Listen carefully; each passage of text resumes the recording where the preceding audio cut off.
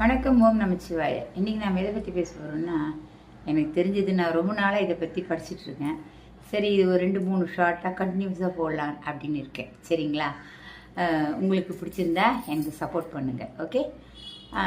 ஆன்மாக்கள் நம்ம எல்லாம் ஆன்மாக்கள் தான், கரெக்டுங்களா? ஆன்மாக்களை ஆக்கவும் முடியாது, அழிக்கவும் முடியாது. அதுவும் கரெக்டு தானே நான் சொல்கிறது? அதாவது எனக்கு தெரிஞ்சது நான் சொல்கிறேன். கரெக்டாக இல்லையா அப்படின்னு நீங்கள் தான் கமெண்டில் பண்ணணும். ஒரு ஆன்மாவை நாம் உருவாக்கவும் முடியாது, ஒரு ஆன்மாவை நம்ம அழிக்கவும் முடியாது. ஆன்மா என்றைக்கும் நிரந்தரமானது. சரிங்களா?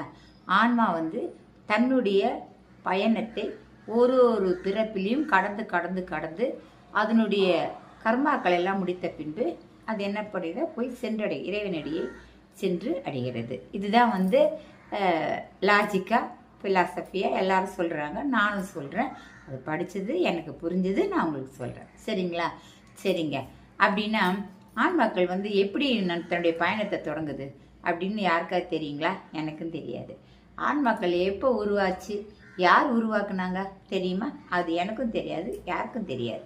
ஸோ ஆன்மாக்கள் என்பது ஒரு தனி ரகமான ஒரு படைப்பு. அதை படைத்தவர் இறைவன் அப்படின்னு நாம் சொல்கிறோம் எல்லாரும். ஆனால் அப்படி இல்லை, இறைவனும் ஒரு ஆன்மா தான் அப்படின்றது ஒரு கான்செப்ட் நிலவுதுங்க. தட் மீன்ஸ் ஒரு ஆன்மா பிறப்பெடுத்து அது வளர்ந்து கர்ம வினைகளை செய்கிறது. கர்மம் அப்படின்றத விட செயல்களை செய்கிறது. அது என்னென்ன செயல்களை செய்கிறதோ அதன் பதிவுகளே அடுத்த பிறப்புக்கு அடித்தளமாகிறது இப்படின்னு சொல்கிறாங்க. சரிங்களா? அப்போ இறைவன் யாருங்க அப்படின்னு நமக்கெல்லாம் கேள்வி வருது.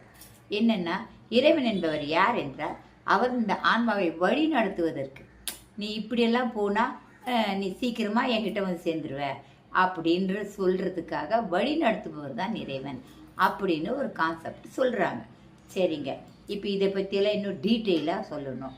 நாளைக்கு திருப்பும் நான் பதிவு போடுவேன். ஒரு ஆன்மா முதலில் தன் பயணத்தை தொடங்கிறது. ஆன்மா இறைவனால் படைக்கப்பட்ட ஒன்று அல்ல என்றும், ஆன்மா என்பது தானாக உருவாகின ஒன்று என்றும் சொல்கிறார்கள். அது உண்மையா பொய்யான்னு நமக்கு தெரியாது. ஸோ ஆன்மா முதல் பயணத்தை தொடங்குகிறது. அதன் பயணமானது வந்துகிட்டே இருக்குது, லிங்க் மாதிரி போயிட்டே இருக்குது. சரிங்களா? சரிங்க. அந்த லிங்க்கெல்லாம் எப்போ முடியும் தெரியாது. நாம் எல்லாம் இந்த உலகத்தில் சும்மா கொஞ்ச நாள் இருக்கிறதுக்காக தான் வந்திருக்கோமே தவிர இங்கே எதுவுமே நமக்கு நிரந்தரம் கிடையாது. அதாவது ஒரு ஆன்மா ஒரு உடலை தேர்ந்தெடுத்து பிறக்கிறது.